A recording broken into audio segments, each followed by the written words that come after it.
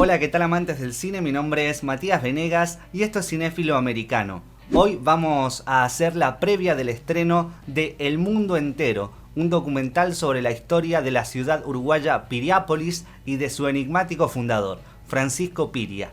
Para ello estamos en comunicación con su director y co-guionista. Él es Sebastián Martínez. ¿Cómo estás, Sebastián? ¿Cómo va, Matías? ¿Todo bien? Todo bien, todo tranquilo por acá. Gracias por preguntar. Y también, por supuesto, gracias por haber aceptado hacer esta entrevista donde, como decía al principio, vamos a estar haciendo la previa del estreno de El Mundo Entero. Así que yo creo que para arrancar deberíamos deberías vos en este caso, explicar de qué se trata El Mundo Entero y también cómo fueron sus orígenes. Ok, empiezo por el origen. Digamos, yo conocí la historia o sea, conocí Piriápolis un poco de casualidad y por un trabajo que fui a hacer y me tocó en el Argentino Hotel, que obviamente me llamó la atención encontrar un hotel, digamos, de corte francés y de una dimensión descomunal en lo que era un pequeño balneario de provincia, por que podríamos decir. Eso, evidentemente me llamó la atención de entrada, pero como bueno, estaba como en otro plan, no me aboqué de lleno en ese momento, simplemente me quedé unos días ahí trabajando. No trabajábamos en Piriápolis, sino como en las afueras, entonces tampoco estaba en la ciudad todo el día, pero bueno, era mi lugar de descanso y de pernocte sobre todo. Hasta que un fin de semana que tuvimos un día libre, me uní a una de las actividades que proponía el hotel, que fue una visita guiada, y ahí me enteré, digamos, de la existencia de un tal Francisco Piria, alguien que yo verdaderamente nunca había escuchado hablar, y me enteré de sus proyectos grandilocuentes y de ese mundo tan particular que tenía, y digamos, ese fue el primer vínculo que yo tuve con Piriápolis, y bueno, volví de ese viaje muy, muy interesado porque después conocí un poquito más de la historia, recorrí un poco más los alrededores, descubrí un poco esas 5 o 6 grandes locaciones que le dan la impronta a la ciudad y que en cada una de ellas uno, aunque no sepa demasiado, percibe que hay una historia, que algo pasó ahí o que algo que no se ve en cualquier otro pueblo está presente. Y eso fue un poco el gran disparador. Yo me volví a Buenos Aires, no es que volví diciendo voy a hacer un documental sobre Piriápolis, pero sí se me había encendido algo y un poco volví con esta idea, ¿no? Es un hombre que quiere construir una ciudad propia en el medio de la nada. Eso fue como una especie de consigna que me quedó. Y bueno, esto fue realmente hace mucho tiempo. Yo creo que esto fue en el año 2010 y bueno, como muchas ideas que uno a veces tiene o digamos, no inmediatamente se convierten en un proyecto, ¿no? Digamos, fue como algo, che, qué bueno que está. Y bueno, entonces empecé a investigar un poco por internet y fui como entrando como en rachas de mucha euforia y avidez por conocer al personaje y porque, bueno, un poco también, sobre todo en la investigación virtual, tiene esta cosa viste, que te empieza a aparecer información, más información, más información, y sobre todo con un personaje como Piria, tan multifacético, que abarcó tantos aspectos, de tantas actividades tan diversas. Entonces, bueno, se hizo una especie de bola de nieve en la que terminó entrando después, obviamente, toda la parte esotérica, alquímica, que ya, bueno, fue como terminar de darle al personaje, es decir, si ya de por sí era un personaje interesante por todo lo que es comprobable y todo lo que hizo, digamos, fundó una ciudad, fundó cientos de barrios alrededor de Montevideo, fue escritor, fue comerciante muy particular, tiene como muchas cosas en las que se destacó y todas ellas ya me parecían interesantes. Cuando entró además la posibilidad de que hubiese algo de alguna manera espiritual, esotérico, bueno, fue como que dije, esta es una gran historia. Básicamente lo que sentí era que había encontrado una gran historia y, y quedé como muy, muy fascinado con intentar contarla. Me llevó muchos años porque no fue algo que a lo que le entré de lleno inmediatamente, un poco porque también uno no vive, al no vivir en Uruguay, digamos, si bien es todo cerquita, no estás en contacto permanente, no podés ir a cada rato a ver o a investigar o a sacar fotos o a hacer unas tomas porque, digamos, no la tenés disponible. Entonces, bueno, me pasaba que entraba y salía de la euforia del proyecto, me salía a trabajo, viste, te vas como dispersando, pero bueno, siempre estuvo ahí la idea y bueno, de a poco se empezaron a escribir algunos bocetos y qué sé yo, hasta que bueno, finalmente en un momento se cargó el proyecto más concretamente, ¿no? Pero eso fue por ejemplo 6 años después, casi, digamos, de ese primer encuentro con el mundo Piria. Así que bueno, fue un largo camino. ¿Y cuál fue la parte más compleja de la realización, si es que hubo una, claramente? Mira, yo no sé si tuvo, la verdad que no, viste, es una película que tuvo mucho trabajo de investigación, como te decía, es un rodaje que tratamos de ser, bueno, como muy precisos, muy con un trabajo muy cuidado a nivel de la fotografía, a nivel de, bueno, el sonido mismo y demás, pero no fue un rodaje de esos rodajes extenuantes, porque nosotros, un poco por cómo se ha terminado planteando la película, sabíamos que, por ejemplo, yo quería que la historia se contara con diversas voces, con personajes con opiniones bastante distintas y como que le pudieran dar distintos matices al personaje, pero yo me di cuenta que ninguno de esos personajes, de los que me interesaba mucho lo que decían, no eran personajes en sí, personajes de película, era gente que sabe mucho sobre un tema que a mí me interesaba, pero yo no iba a querer construir ellos, no iba a querer construir a ellos en personajes de la película. Ellos son para mí las voces que los estudiosos, por decirlo, pero el gran personaje de la película era Piria. Yo no iba a hacer como competir de alguna manera a gente con ese gran personaje. Entonces, hicimos muchas entrevistas, lo cual es cansador, pero no es una cosa muy desafiante, digamos, a nivel rodaje, digamos, encontrás el lugar que te gusta, y la filmás. Después le dedicamos mucha energía también a filmar las locaciones donde digamos, intentamos mostrarlas un poco tratando de hacerle una especie de justicia al proyecto de Piria, con esa especie de grandilocuencia y esa majestuosidad que él las proyectó y las construyó.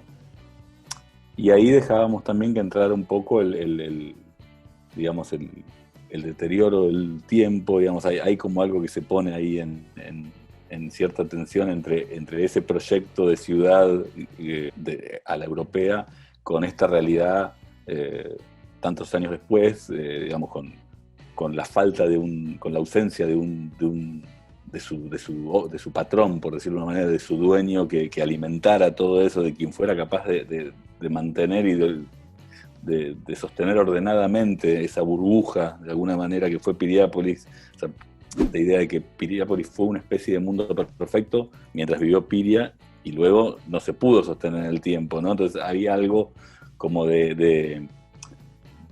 buscábamos un poco esto, como contar esta especie de gran sueño concretado, pero a la vez algo que indefectiblemente no iba a durar para siempre.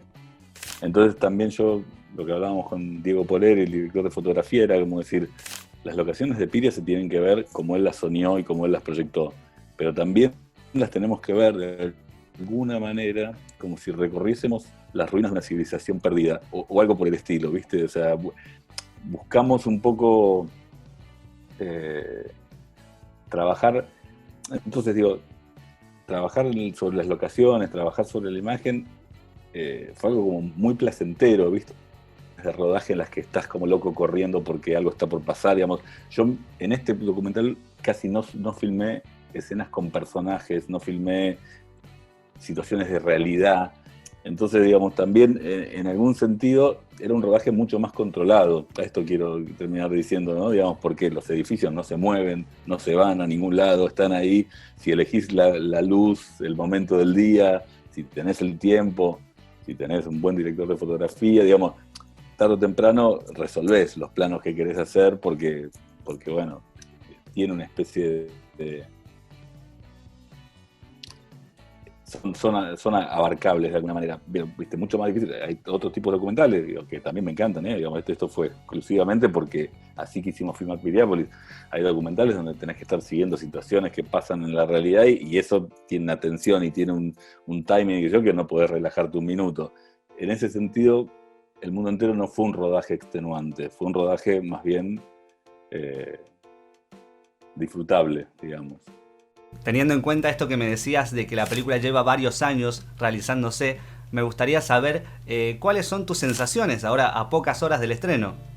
No, imagínate, eso es así. Bueno, mucha expectativa también esto de alguna manera mostrar lo que finalmente a uno le llevó un montón de tiempo y de energía. Es siempre un momento muy lindo, un poco tensionante también, digamos, este, no salgo indemne, digamos, de un estreno, a veces me pone un poco nervioso el tema de la exposición y demás, pero la verdad que estoy muy contento de cerrar el círculo, porque finalmente es eso, ¿no? Digamos, el proyecto a partir de que se estrena está definitivamente terminado y bueno, por un poco por respuesta que vengo teniendo de algún festival, o bueno, de gente que obviamente ya la vio, uno la comparte también con gente cercana y la respuesta ha sido muy buena, muy satisfactoria. Yo estoy muy contento finalmente con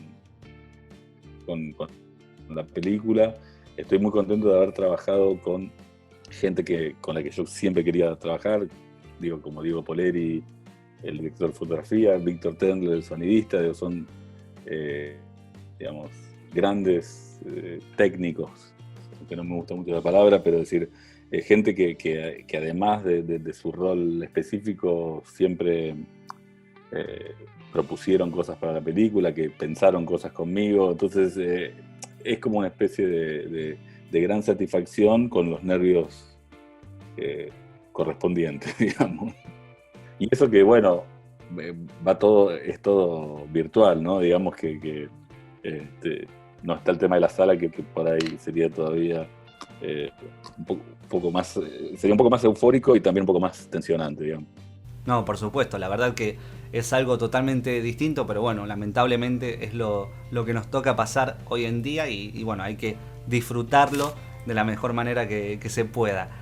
Bien, te iba a decir que este es tu tercer documental como director en solitario y que en mayor o menor medida guarda cierta similitud con tus producciones anteriores, sobre todo que tiene como eje central una ciudad. ¿A qué se debe esta tendencia? Mira, sí, sobre todo yo,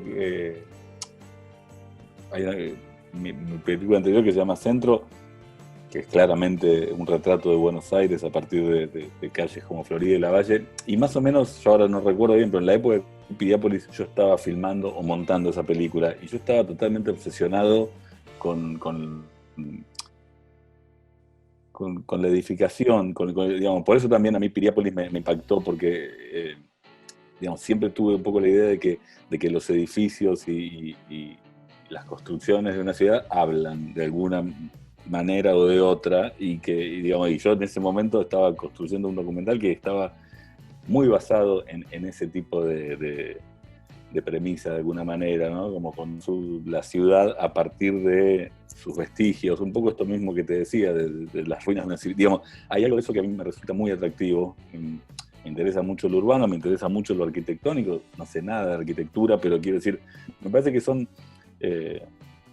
como fuentes de mucha expresividad. Digamos, yo encuentro ahí como cosas que me interesan explorar con la cámara y demás. Entonces, claramente Piriápolis está relacionada con Centro, sobre todo, porque París-Marsella es una película que más allá que tiene el nombre de dos ciudades, está filmada en el medio de la nada, ¿no? Justamente en la autopista que es un no lugar. Entonces, digamos, ahí la ciudad entra un poquito menos más allá del título. Pero bueno, pero a mí lo urbano siempre me atrajo y digo que el centro no tiene nada que ver desde lo formal y desde lo temático con el mundo entero. Pero bueno, indudablemente hay ahí en esta especie de exploración sobre la arquitectura que hay puntos en común que son evidentes, digamos, de alguna manera, ¿no? Pero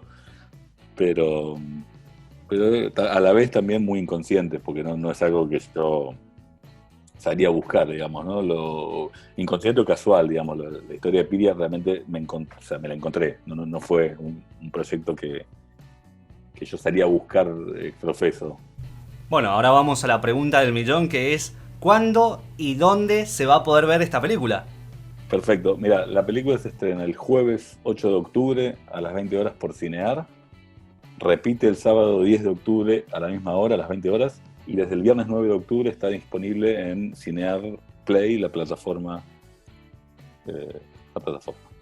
Bueno, ahora que sabemos la información más importante, que es cuándo y dónde ver la película, me gustaría saber qué le dirías a la gente que está del otro lado para invitarla a ver El Mundo Entero, o por qué crees que deberían ver El Mundo Entero.